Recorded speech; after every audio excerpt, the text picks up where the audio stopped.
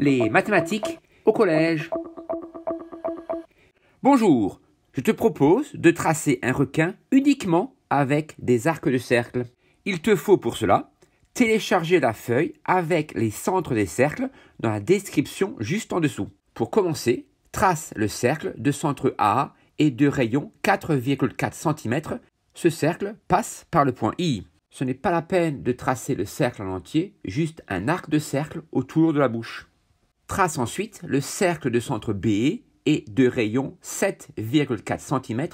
Ce cercle passe par le point F et il sera utile pour tracer la moitié de la première nageoire dorsale.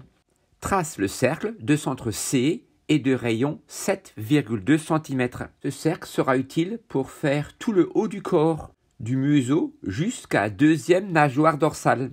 Trace ensuite le cercle de centre D et de rayon 2,5 cm. Ce cercle servira à tracer la nageoire pectorale et à relier la deuxième nageoire dorsale à la nageoire caudale. Trace ensuite le cercle de centre E et de rayon 3,6 cm. Ce cercle permettra de finir la première nageoire dorsale. Trace ensuite le cercle de centre F et de rayon 4,5 cm. Ce cercle traversera tout le corps du requin. Puis trace le cercle de centre G et de rayon 3,2 cm. Ce cercle servira à tracer la nageoire caudale. Et justement, pour continuer cette nageoire caudale, trace le cercle de centre H et de rayon 2,2 cm. Trace le cercle de centre I et de rayon 5,8 cm.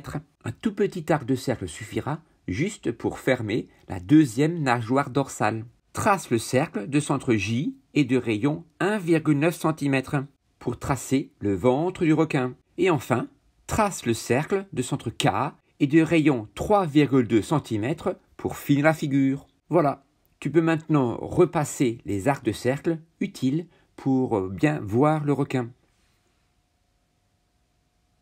Et bien sûr, effacer les autres.